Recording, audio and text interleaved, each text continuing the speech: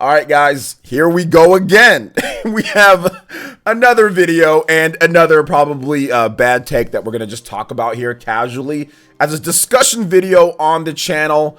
Shout outs to all the new subs, though, for real. I appreciate you guys. And if you're someone new, what's up? My name's OJ. Please make sure you hit that like button. Subscribe if you're someone new. Click that notification bell for new videos, daily live streams as well. And of course, all that RPG and Xenoblade goodness, Nintendo goodness, because we're going to be talking about it today with Xenoblade Chronicles 3. We've got a little bit of an asset leak. I'm pretty sure you guys have seen some of that. So we're going to talk about where this came from.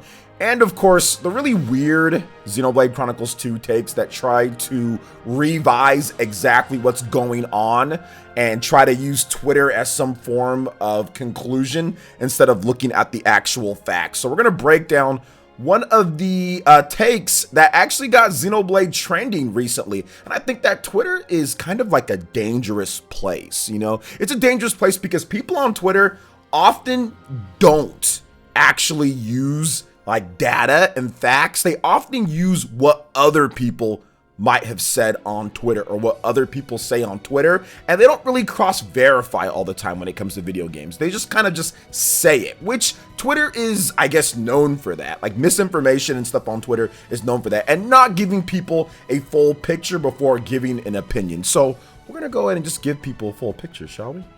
I think that's a good idea. I think that's a good idea. So let's go ahead and get into this. Recently, I saw the take, and I've seen this take a number of times. People try to insinuate, people try to say that Xenoblade Chronicles 2 didn't reach its sales potential, or it's struggling in some type of ways because of some hyper or over sexualization of the characters in the game. And I find this take to be very interesting that this take is even being said, considering that Xenoblade Chronicles 2 is the best selling Xenoblade game ever made, you know, because there's only been 4 of them. If you count Torn of the Golden Country, there's been 4. You have Xenoblade Chronicles, the original, on the Wii. You have Xenoblade Chronicles X on the Wii U. You have Xenoblade Chronicles 2 on the Nintendo Switch, and then you have Xenoblade Chronicles 2 Torn of the Golden Country also on the Nintendo Switch. Then you have some re-releases of the game. You have Xenoblade Chronicles on the new Nintendo 3DS. You also have the Xenoblade Chronicles on the original Wii U, the Virtual Console Wii service, I guess, if you want to talk about it that way. Xenoblade Chronicles Definitive Edition. So we're just talking, just for the sake of clarity here, we're talking about the original game released on the original system and counting just that singular system, because Xenoblade, the original, has been re-released multiple times. It's on multiple different platforms at this point, right? So we're talking about just the original release, and Xenoblade Chronicles 2 is the best selling Xenoblade game. So I don't understand how Xenoblade Chronicles 2 is struggling to grow or struggling to find new people or whatever the case is when it actually is the best selling Xenoblade Chronicles game. Another thing that kind of gets me on this one here is that Xenoblade Chronicles 2 is also the best selling Monolith soft game of all time. So I don't understand, once again, how something can be struggling to get new people or struggling but sell better than everything they've done in the past 20 years. You know, like all the different games that they had with Bandai Namco, all the different stuff they did with Nintendo, everything that they've done so far, it's the best selling one, and it's growing, and it's even getting more popular. And also, if you look at merch sales with Pyra and Mythra, those have been extremely good, and Pyra and Mythra and Smash Brothers has also boosted the popularity. More people went out and bought Xenoblade Chronicles 2 because Pyra and Mythra were included in Super Smash Brothers. So I have a hard time believing that Xenoblade Chronicles 2 struggled to grow or struggled to get sales because of some type of sexualization of Pyra and Mythra or whatever the case is. Like, I just don't feel that actually is correct when the sales numbers and the facts kind of fly right in the face of that. And also considering that Xenoblade Chronicles 1 and Xenoblade Chronicles X has sexualization of characters too. Like, you can remove the clothes and stuff like that as well. So it's not like it's very different from what we've seen before. But I've seen this take multiple times. It's been how many years now since Xenoblade Chronicles 2 is released? We're going on, what, 5 years?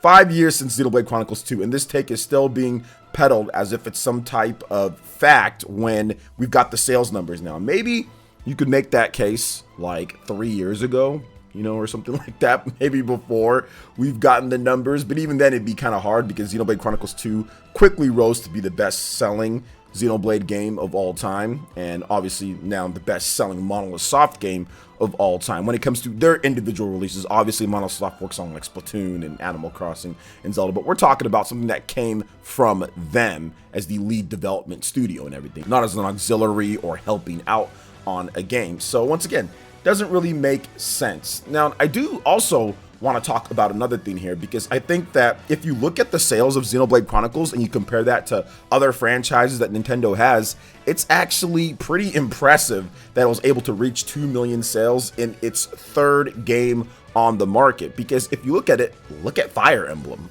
Fire Emblem just recently, not that long ago, hit 2 million plus in sales. It wasn't until Fire Emblem Awakening / Fire Emblem Fates. I think Fire Emblem Fates was the actual game that crossed that big 2 million mark, and Fire Emblem had been around for a hot minute, right? So if Xenoblade Chronicles is struggling somehow to get new people or anything, what the heck did Fire Emblem do? Because Fire Emblem had been out since like the late 80s / early 90s, right? Since the very beginning, been out for decades, multiple different games across platforms. Obviously, it wasn't released here in America at first. We had to wait all the way. It wasn't until like, what, the GBA, something like that. So it'd been a while, but even then, we had games on the GBA, we had games on the DS, we had games on the GameCube, we had games on the Wii, we had games also on the Nintendo 3DS. So we had multiple variations, multiple games come out until it finally hit that 2 million mark, whereas Xenoblade already got there on its third try.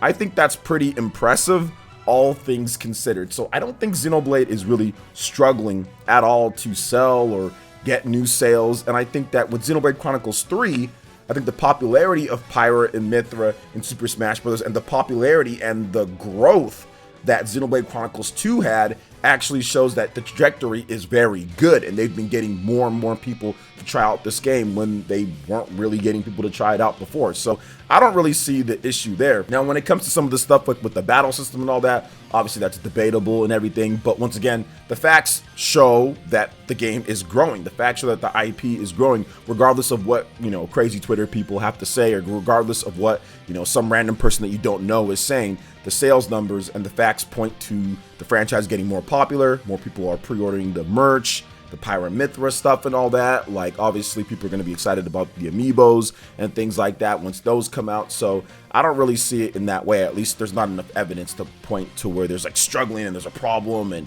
Xenoblade 3 comes in and fixes everything for some reason, when it's been on a pretty good path since 2017 with the release of Xenoblade Chronicles 2. But that's just my take on it. I kind of like to go more based off the facts. But hey, you know what? Emotion, opinions, those are all part of everything as well. But let's go ahead and switch gears just a little bit, to a potential leak, a potential new key art.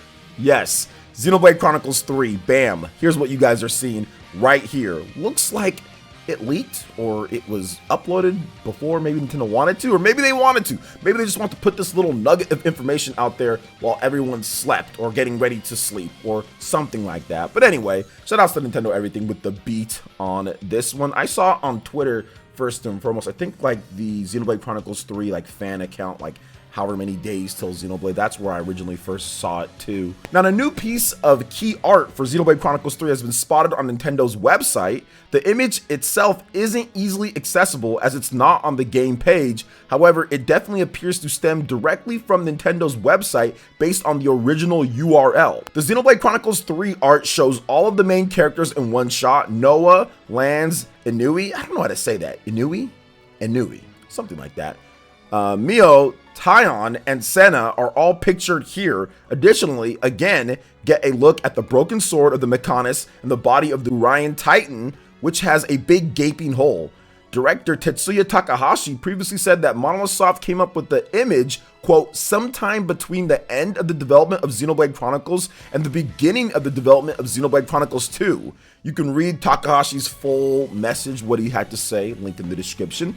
Now, Xenoblade Chronicles 3 was announced during the Nintendo Direct back in February and is currently slated for a September release on the Nintendo Switch. Nintendo has been keeping mostly quiet since the reveal. However, we do have several months to go before the game does come out this September, of course. So I do want to talk about this because this key art is beautiful, and it once again continues the long tradition of having a beautiful field and the blue sky and something to do with the Titan in the background, which all of the Xenoblade games have kind of had for the most part, except for like Torn of the Golden Country. That's key art doesn't really have that, but once again, that is an extension obviously of Xenoblade Chronicles 2, but it has like a similar thing, just not in the same way as the main games. Also, you can't really count, I guess, Future Connected.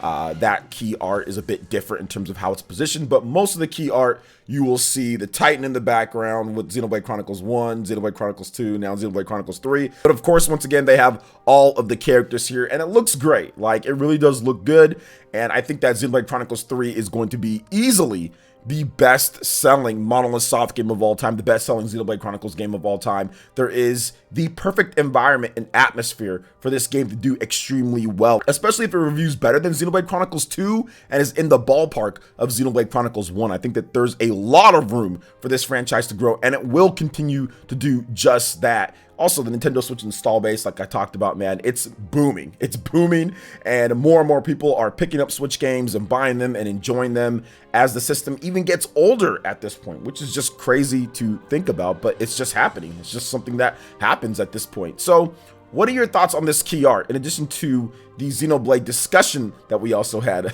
Let me know your thoughts in the comments section below. All right, and moving on to the next topic here. It looks like Kirby continues to absolutely crush it in all regions. People are buying Kirby more than I even thought that it would be, because we got the sales numbers out of Japan. For the past 3 weeks, Kirby has been the #1 game, and it sold another almost 60K for the past week in Japan, not including digital sales. But when you factor in the digital sales, the Switch eShop charts here in America, Kirby and the Forgotten Land is once again the #1 game out there. So pretty much since launch, it's been either #2 or #1, very close in there, and it continues to do well as more word of mouth spreads that Kirby is a great game, not only for the family to play, so kids can play it, but also adults can pick it up too, because believe it or not, it's kind of easy, you know, at first, but then things get drastically harder as you kind of go on, and as you actually beat the game, some stuff opens up. So people are kind of figuring out that Kirby is actually back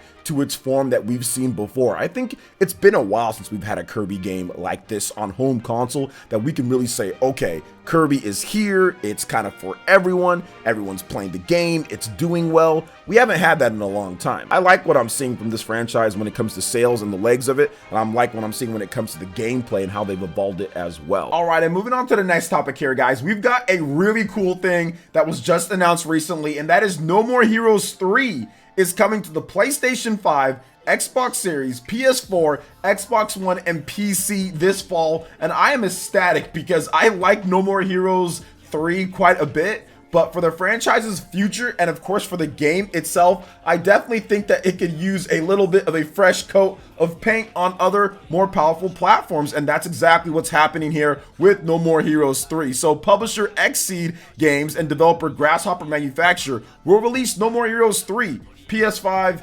Xbox, all of that, PlayStation systems, everything this fall. Now, No More Heroes 3 first launched for the Nintendo Switch back on August 27, 2021, so more than a year later, but I think that the wait might be well worth it. Now, the new versions of No More Heroes 3 will include improved high-definition graphics, higher frame rates, and faster load times. A physical Day 1 edition will also be available for the PlayStation 5, PlayStation 4, and Xbox Series / Xbox One for $59.99, which that includes a copy of the game, a 5.3 by 7.3 inches softcover art book with 70 pages of content, a CD featuring select songs from the soundtrack, which is awesome because No More Heroes 3 soundtrack is something that I listen to on my streams pretty much daily, and a 7 by 4 inches Santa Destroy commemorative biker licensed play, all housed within a custom box featuring a new original illustration by series artist Yusuke Kozaki. Now here's an overview of the game via Xseed.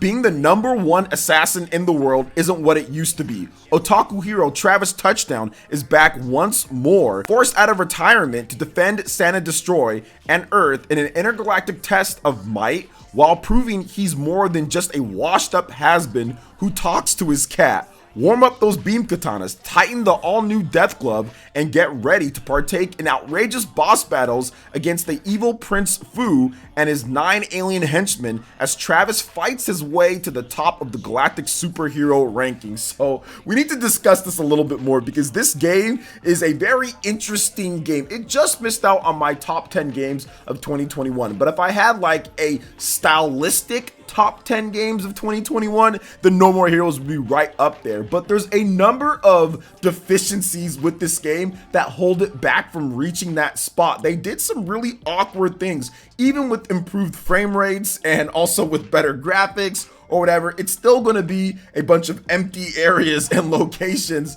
that necessarily don't need to be in the game. We could have got a more fully dense Santa Destroy, which I did note in my review when I talked about it on the Nintendo Switch. I said, hey, look, we could have got a bigger Santa Destroy with more stuff to do that was better. But instead they decided to make all these areas and locations that are just empty, which I don't think that they're going to be filled with stuff in these versions. Maybe they will, maybe they won't. I'm guessing it won't, but I do like the fact that they're bringing it over because the frame rate does suffer in different areas of the game. The frame rate does suffer. The battles are usually good on the Nintendo Switch. You're going to get pretty good frame rates, but the open-ended areas are where there's going to be problems because really the game is interesting because it doesn't actually do anything in the open world. You can't actually fight or do stuff like mini games and all that. It always goes and loads into a mini game or loads into a battle. So it's not a true like open world or open-ended type of game, but I do like the fact that they are going to be shortening the load times, that it is going to run better.